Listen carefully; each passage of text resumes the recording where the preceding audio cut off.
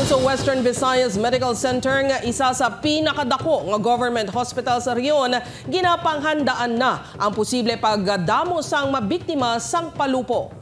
Ospital may bastante nga mga gamit sa pagbulong sang mga malukpan sang palupok. Samtang mga kapuso, fireworks-related injuries sa Western Visayas naglabot na sa 34 suno pa sa report sang DOH-6. Yaring balita, naging ni John Sala live gikan sa distrito sang Mandurriao. John, baon ng saka na?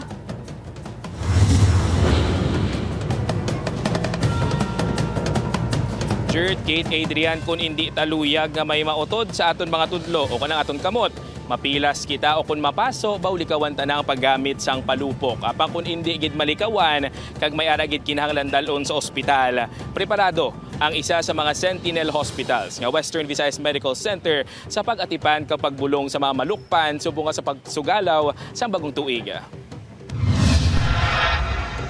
Naka-code white alert status na ang tanan nga mga ospital sa pungsod kaangod sa pagsugalaw sa bagong tuig.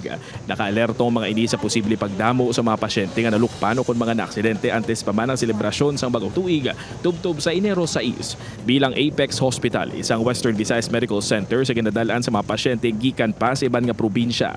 Gani apisar madamo man sa mga pasyente nga ginatatap suno sa hospital management, handa sila sa pagbaton sa mga nabiktima sang palupok. Bastante sa gamitong ospital para sa pagbulong sa mga mabiktima sang palupok. Pwede ta magamit nga hindi tagid gusto na ma-intubate ang pasyente or matubuhan ang pasyente. That means ang pasyente critical na gid katama. Kag of course, kung ang aton nga pasyente mabutangan sa ginatawag namon nga thoracostomy set, meaning silingon na tuslok na ang iya nga baga kay may ara nga problema sa paginhawa ang pasyente.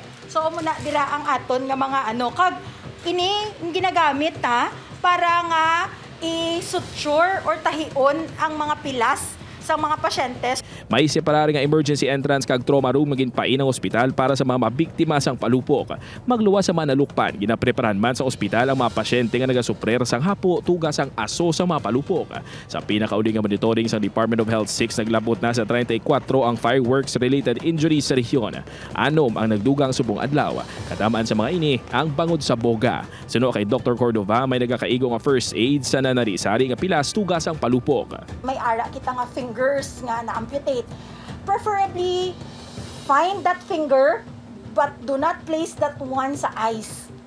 Just wrap it with a plastic and bring that finger together with the patient sa emergency department with the eye. Usually, it's either punctured or object foreign body.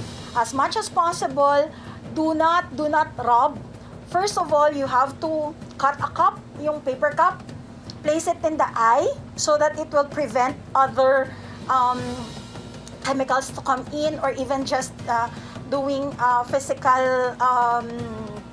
things in sa eye naton. And then as much as possible, do not put anything like soap. Just run it with water kung it's a chemical. But if it's not, it's a punctured wound in the eye, do not touch. Activated naman ang Emergency Operations Center sang WVMC para sa referral, inquiry sa bakante nga rooms, teleconsultation kag iban pa nga serbisyo sang ospital. Mahimo ang magtawag sa mga numero nga makitaan sa inyo TV screen. Apisar nga mas manubo sang 11% ang 34 cases nga na-record subong sa 38 cases nga na-record sa nagligad nga tuig. Panawagan sa gihapon sa Department of Health Western Visayas Center for Health Development kag sang health authorities nga untatan na ang paggamit sang palupo kag mangita na lang sang alternatibo nga pwede makatugas ang gahod sa pagsugalaw sang bagong tuig. Madamo gid nga salamat sa update, Kapuso John Sala.